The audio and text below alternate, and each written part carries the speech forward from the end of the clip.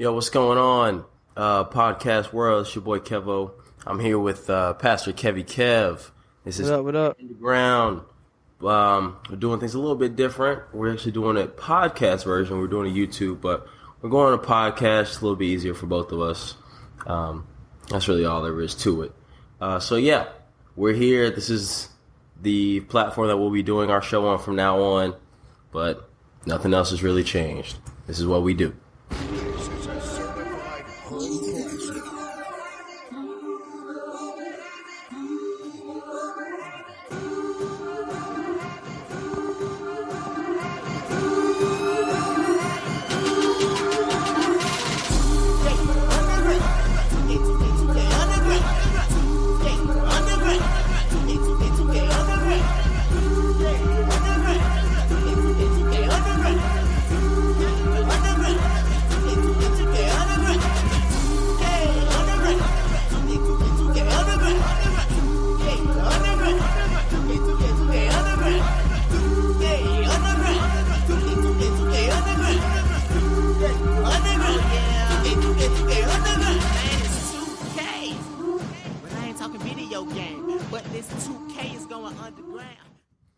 So yeah, this is 2K Underground. It's Kevo, Pastor Kevy Kev. Biggest thing that we want to talk about in this podcast today, or really the biggest topic, is the NBA. A lot of stuff is going on in the NBA. For starters, just a lot of stuff is going on in the NBA. So we're gonna start with Chris Paul, because that's the biggest thing. Chris Paul getting traded to Houston, kind of the story behind that, and whatnot. So, Kev, just to start it off, story behind it was Chris Paul informed the Clippers, hey, I'm going to sign with Houston. And so the Clippers said, all right, well, how about you opt into your contract? We'll agree to a deal, and we'll trade you over there. Can you share with us the details of that trade, would you please? All right, so yeah, like you said, Chris Paul was going to opt out, become a free agent. You know, destinations like San Antonio, Denver was in the mix as well. Even back to LA for Clippers. Everybody, heard the name of the Rockets, and at first I didn't think that was going to happen. I felt like he was going to the Spurs. Probably his best scenario, because he can handle the ball, and then Kawhi as a wing player, bring the ball down. But him and James Harden, that actually might actually work. But yeah, so Lou Will, Pat Bev, Sam Decker, Montrezl Harrell from Louisville, a 2018 first round pick. It's protected top 3, but we don't expect Houston to be a top 3 pick next year. My thoughts on that for Clippers, I guess you get something instead of nothing. We don't really know what Sam Decker's going to do in Harrell. You got Blake Griffin on the fence about staying or not. So Harrell and guys like Bryce Johnson can get their shot. Pat Bev and Lou Will would be a good 1-2. The Lou Will can score, and Pat Bev, second team all defense. For the Rockets, I think they won, because I don't think they would have been that great if they kept the team the same way. I think they might would have fell off a little bit on that. So, we did a questionnaire on our 2K Underground Twitter of whether the Clippers got enough, or the Rockets gave too much, or didn't give enough. And so the results of that, in my opinion, were kind of interesting. Not a lot of people said that it was not enough. Most people said it was way too much. Most people said that the Rockets gave up way too much for Chris Paul. And this is before we knew the whole story. This was when it was only Pat Bev, 2018 first-round pick, Sam Decker, and Lou Will. And now we understand that there's so many more players. And then on top of that, cash considerations too.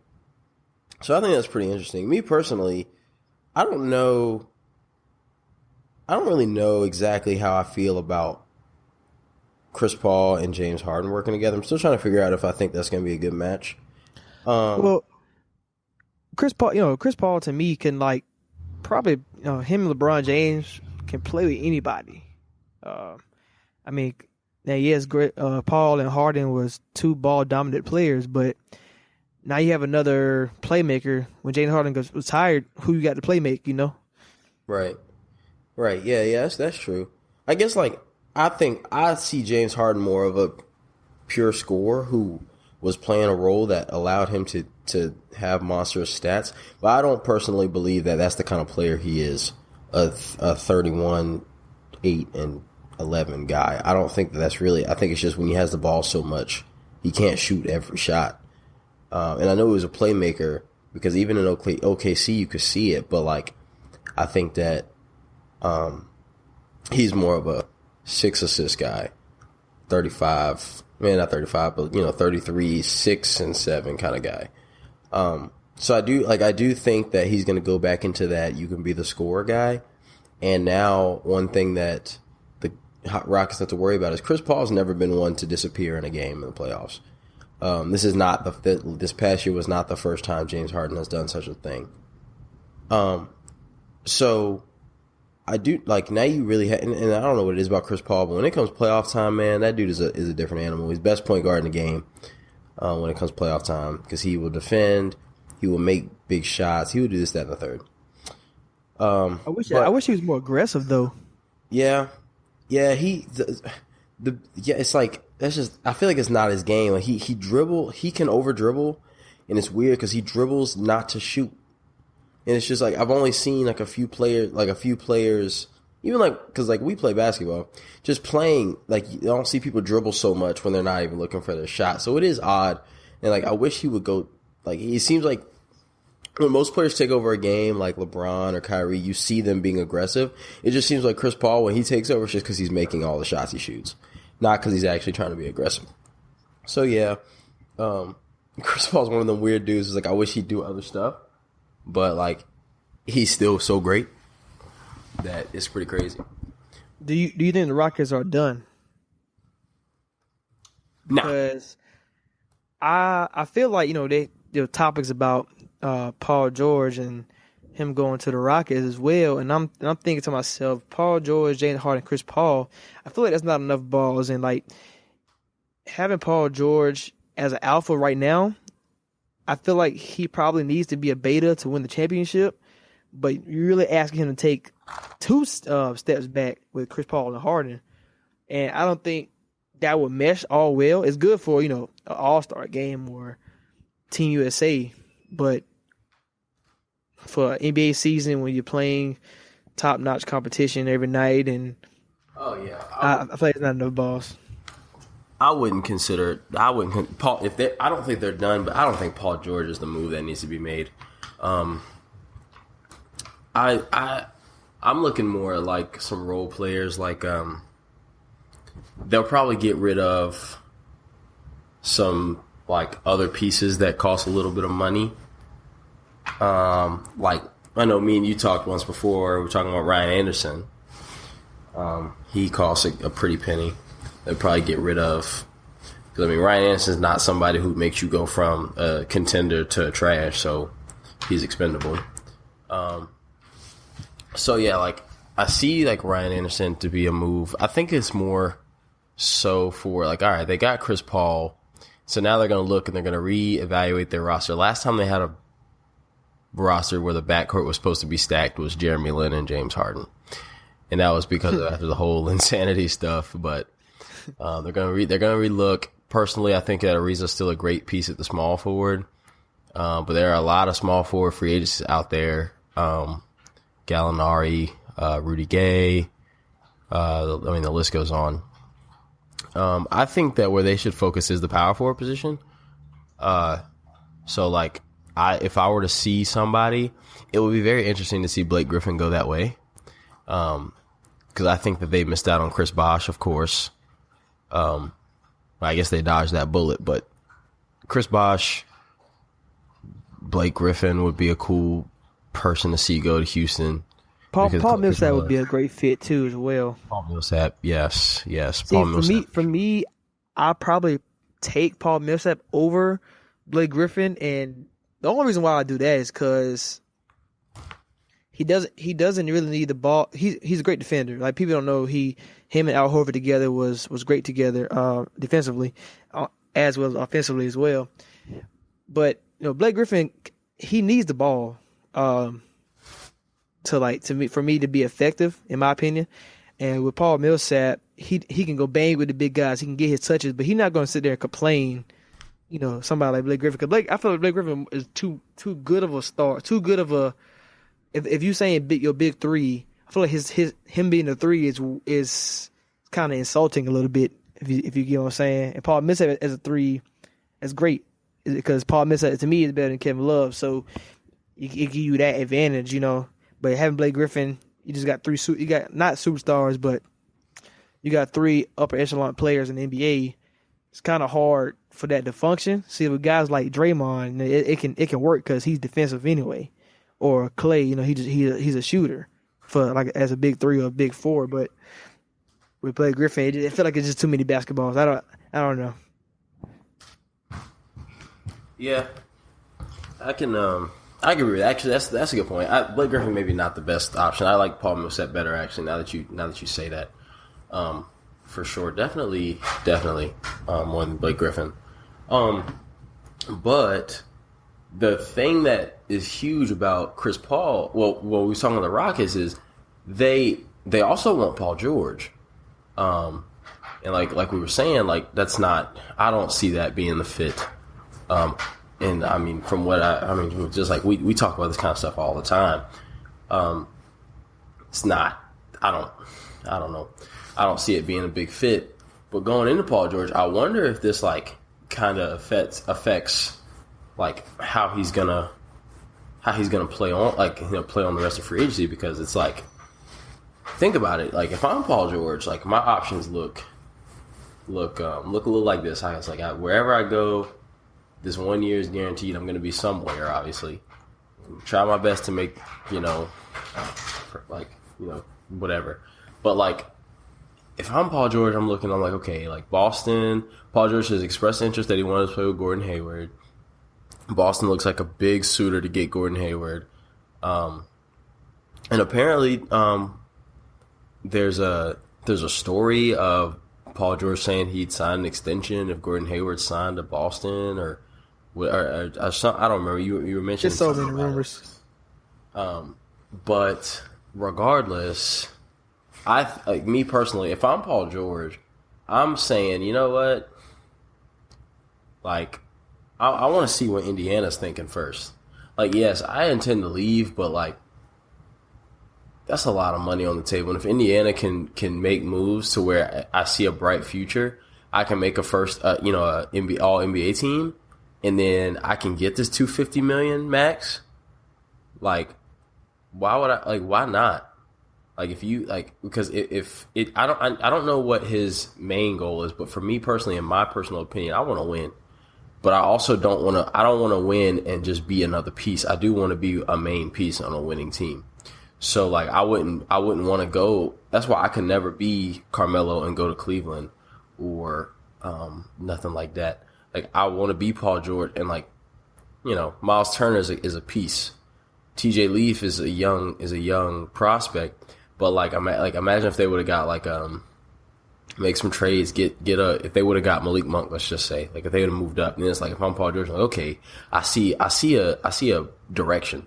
The Pacers, you don't really see much of a direction. You just see a bunch of players. So in his shoes, I say I go to Boston, because just all the pieces, and then they would have to get rid of some pieces for you, but it just opens the door, and it's like, we still got youth, we still got a direction, and I'm still in a historic franchise. But that's just, that's if I was Paul George. No, some people think differently. I'm sure you may think differently than I do. Well, see, I really have I guess two options. If Paul George ends up going to Boston, like I said, players don't really leave Boston like that. It's not it's like I said, it's a historic franchise, and it's just the atmosphere and the culture there is just probably amazing. And me being the rival team, LA of Boston, he really wants to go to LA and go home and bring LA back to glory. And taking my unbiased out of it, it might be in his best. It might be in his best option, like, to wait. Hopefully he don't get traded because he don't have no say so. But if he goes sign to LA, I heard him talking about Klay Thompson trying to join him. And I mean, right now we don't have a starting shooting guard. So if he was able to put his recruiting hat on and come get Klay Thompson, bring him in with him. You got Brook Lopez if we decide to keep him, but you got Lonzo Ball running the show. Because Klay Thompson and Paul George doesn't necessarily have to be the ball handler. They can get theirs without being, I guess, ISO players.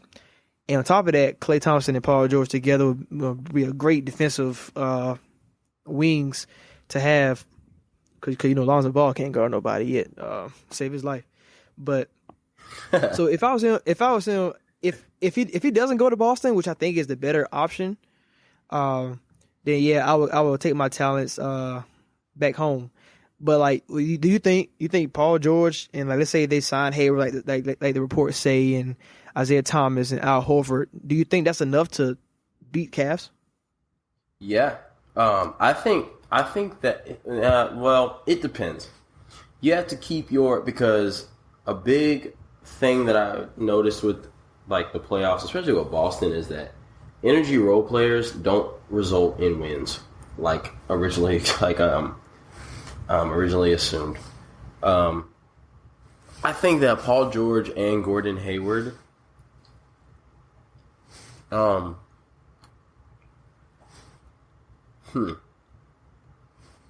put it this way. In my opinion, Paul George is the second best player in the Eastern Conference. So you go first best player on the court, LeBron James. Second best player in the East, Paul George. The next best player on the court, if you want to argue Kyrie, you can. But after that, then it goes Gordon Hayward, Isaiah Thomas, period. No matter where Kyrie is. So you saying top 5, 3 Boston, it's 3 of them right there. Mm-hmm. See, actually, if I'm Boston and I'm getting Paul George and I'm getting Gordon Hayward, I'm trying my best to get Crowder out of there, because you see what Bradley can do versus Kyrie. He can hold his own versus Kyrie defensively. So, and because you got a high Isaiah Thomas. So put Isaiah Thomas on J.R. Smith or somebody like that, or whoever at shooting guard. Then you got A. Bradley on Kyrie, Paul George, Hayward, and then Horford and Kevin Love probably cancel each other out. And then on top of that, they can play that small ball because they third overall pick in Jason Tatum. Like, we can't forget Tatum is on the Celtics. Like, that's another small forward. That's 3 small forwards on the court at one time. And J.R. Smith and too small for all 3 of them. Rich Jefferson too old for all 3 of them. Channing Frye too slow for all 3 of them. So it can really create some mismatches that goes in Boston's favor, because Isaiah Thomas is going to get his. Regardless. And that's not to mention the fact that Jaylen Brown is still on that bench. And I'll tell you one thing. Personally, I think Jaylen Brown, you could tell at the end, like, it's like, because the Cavs was blowing him out. But when the scrubs was in for both teams, Jaylen Brown was the best player on the court. When the Terry Roziers and the Tyler Zellers and the, Dante, like, all these niggas, like, are, like, when all the scrubs was in the game, Jaylen Brown was the best player on the court, and he showed a lot of flashes. So, like, need not forget, he probably would be involved in a trade for Paul George, because I'd ask for him. But yeah, recently, I mean, just another, all these rumors coming out. This is the GM from the Pacers, Kevin, I think Pritchard is his last name. Say he wanted the 2018 Nets pick, 2018 Lakers pick, and he wants either Crowder or Bradley. And to me, I don't think that's not too much to ask for, because, like, basically I'm getting rid of Crowder and a Nets pick for Paul George and Jason Tatum. If you think of that sense, because Tatum's coming in to play right away, so that's 2 players for one, and I got an all-star in Paul George. That seems pretty easy to me, and even then Ainge is saying that's like blasphemous, and I don't get why he says that. Don't know why. I mean, maybe holding on to the 2018 Lakers pick would be fine, and you can trade in your pick or something. But that I don't see why that's a problem. It's not, but I wonder if it's like one of those things where when stuff starts coming out, like you have to say it's blasphemous just for the simple fact that those players are still on your team. Like deep down, you may be thinking like, "Oh hell yeah," but while those players are on your team, you don't want to be like, "Oh, I would most definitely give him up for him," type thing. I mean, I don't know. It's complicated. Also saw the Heat are interested in Gordon Hayward and Blake Griffin. That's another interesting thing.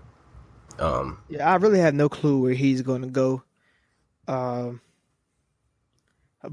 I feel like if Gordon Hayward goes to Boston, he's not going to Boston. I don't see why Boston would go after 2 max players when you can trade for Paul George and have his bird rights per se. I really don't know. Blake Griffin, maybe Denver could be an option. Actually, because you mentioned this a long time ago, maybe 2 years ago, probably that Denver should get Blake Griffin. Oh yes, and now you got Jokic. 2 or 3 years ago, for everybody listening out there, I want to tell y'all, 2 or 3 years ago, I said that if Blake Griffin was traded to the Nuggets, he would win MVP. That's what I said. Was I a little off on the MVP? Maybe. But just his game, and he was the only one out there? Like, because this is back when Nuggets was trash. He averaged, what, 20 plus, 10 plus rebounds, and 5 plus assists? Yeah, he averaged... You add him with Jokic? That's... This year was 21.5, 8.8, and 5.5. That's crazy. And on top of that, he always like if he can really stay healthy, that's his biggest problem. That's the only thing I would worry about him is staying healthy. But if you put him alongside, I feel like Nuggets might be his best option, or maybe if he can take his talent to South Beach, if Miami strike out on Hayward, go after Blake Griffin instead, that's fine. Yep. Blake Griffin Whiteside would be a good front court to have. That's true shit. I do think that the Jazz are gonna miss out on like I don't think Gordon Hayward's coming back because if he meets them, if you're the Jazz, what do you have to show him that makes him like, oh okay, yeah, I need to stay here? Like what do you have? Like you have favors, but I feel like his prime is already over. He's not even 30 yet. Well, Rudy Gobert maxed out. I don't know if his prime is over, but I think he just Yeah. Rudy Gobert is only defensive. He's not going to get 20 points a game. George Hill, he's a good player to me, but are you willing to spend 4 years, $60+ million for a point guard that's like 30 years old? Right. And then on top of that, you got Joe Johnson. Yes, that's good.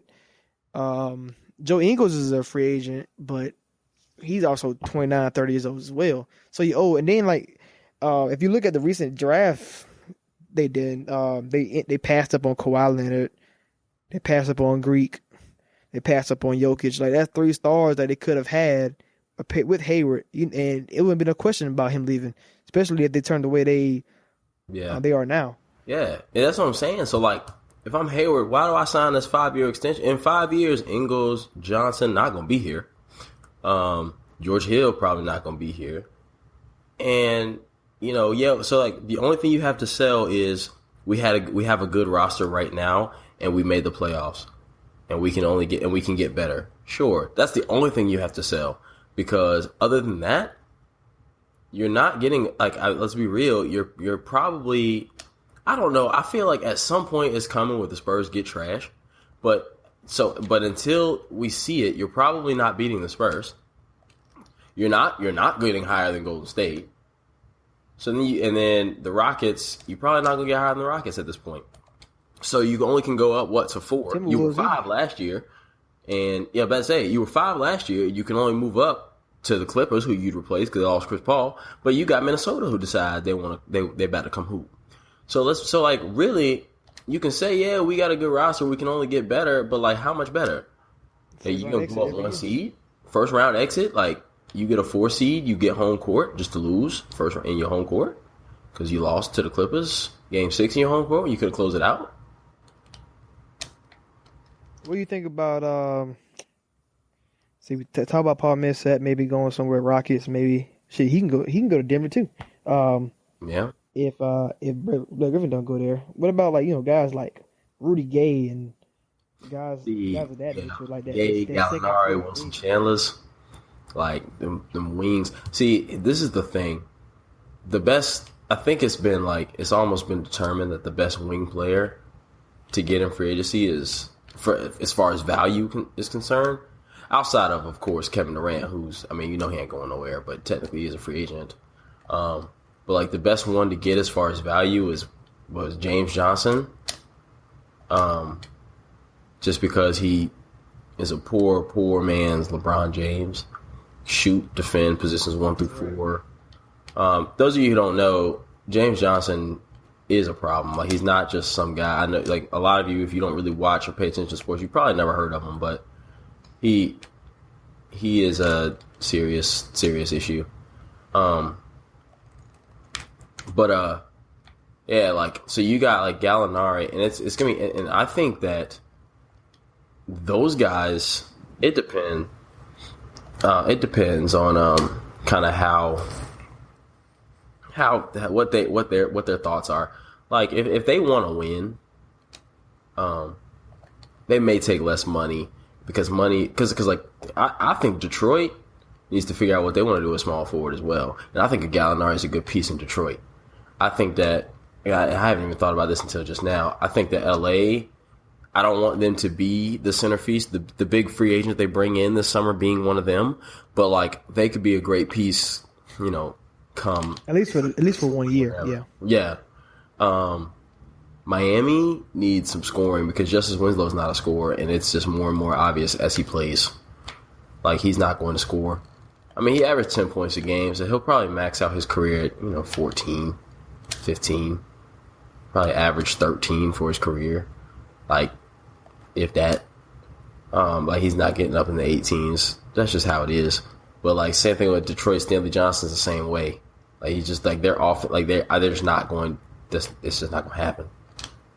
But, so I think that their best value would be going to a team that brings in another free agent. Like, if Boston brings in Hayward but doesn't bring in Paul George.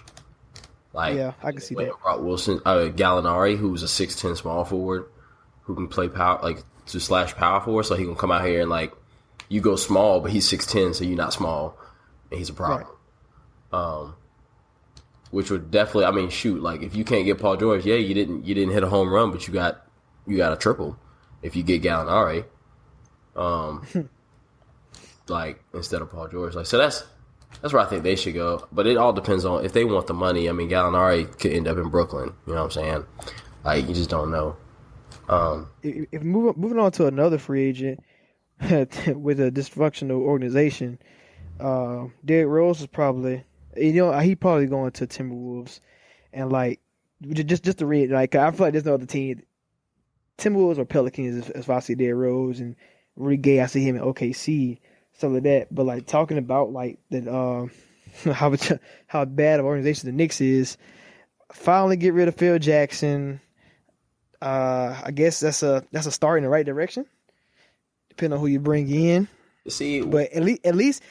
No, but before you say that, at least Phil Jackson didn't trade Melo or Porzingis, so at least whoever the new guy comes in, is not a terrible place to start.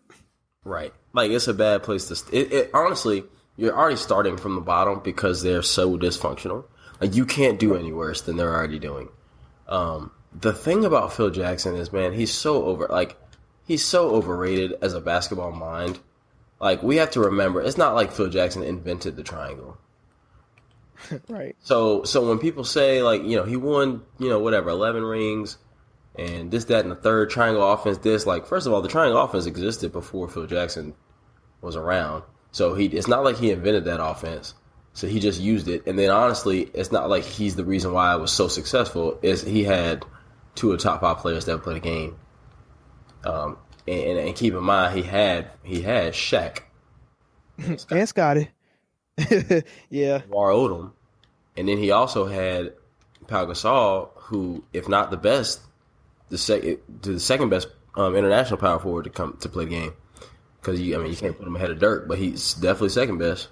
And like people underestimate Pau Gasol, but like there are certain aspects you need at every position to make that offense go. Yeah. Yes, exactly. But that offense is not something that you can just. Like, it's not the triangle offense is not the flex offense where you can just. When it works, it works. It works because it works. It worked. Like the triangle offense works strictly based off your personnel. You had a point guard in Derrick Rose, who is a pick and roll point guard. That's where he thrives in, is the pick and roll and getting to the mid range. But the triangle offense is really set for, and then the fast break. Triangle offense is really set for your point guard to stand in the corner, start the offense and stand in the corner. So, like, that's the Derek Fisher, Steve Kerr, all them dudes role, not Derrick Rose. And so we expected him to be successful. On top of that, I think the Knicks really, where they messed up really, was the fact that they decided that it was okay for Phil Jackson, who's not the coach, to determine how the coach is going to coach. I think that's the biggest issue. Like, you have to let the coach be the coach, and the GM or president of operation or whatever he is, you got to let him do that. You focus on the roster. I'll focus on how I get this roster to win. And so you just went ahead and said, Phil Jackson, give him the reins because he's Phil Jackson. He won 11 rings. And that's what I mean by he's just so overrated. And that's what happens when a franchise that is used to being, at the top falls to the bottom. They start to get desperate and do stuff without really thinking things all the way through. That's all that was. For no reason. No reason. But we'll see what the days come. July 1st is approaching very, very fast. That's 2 days, ain't it? 2 days from now, yeah. Saturday. Just a quick note as we wrap up. Andre Iguodala is probably leaving the Warriors. I just seen that report. Teams like San Antonio, Timberwolves, Clippers are teams that's interested in him. So he's probably going to take a nice paycheck home, especially when you win Finals MVP. Yeah. I saw something. Yeah, Iguodala, he needs to not be in Golden State. I saw the Spurs are thinking about maybe bringing George Hill back. He could be fairly. He'll probably ask for a little more money, but he could be fairly cheap. He knows the system. Spurs is kind of the reason why he's even where he's at now, to be honest. So that could be cool if that happens. I'd like to see that. Are there any people who you want to see? Like, of course, I want to see Blake Griffin in Miami. I want to see Gordon Hayward and Paul George in Boston, just for entertainment purposes. Is there anyone that you want to see? Hopefully he can come back strong and very healthy. I would like to see Rudy Gay pair up with Russell Westbrook and at least give him some help because he doesn't deserve to. The guys he got, he doesn't deserve to play with them, and he had to will his will to the playoffs, every year and just get put out. I want to see Westbrook at least put up a better fight, so he need more help. And hope Rudy Gay can go back to the old self. That's one move I'd like to see happen. Gotcha. Yeah, I agree. Rudy Gay, that's what you thought. Well,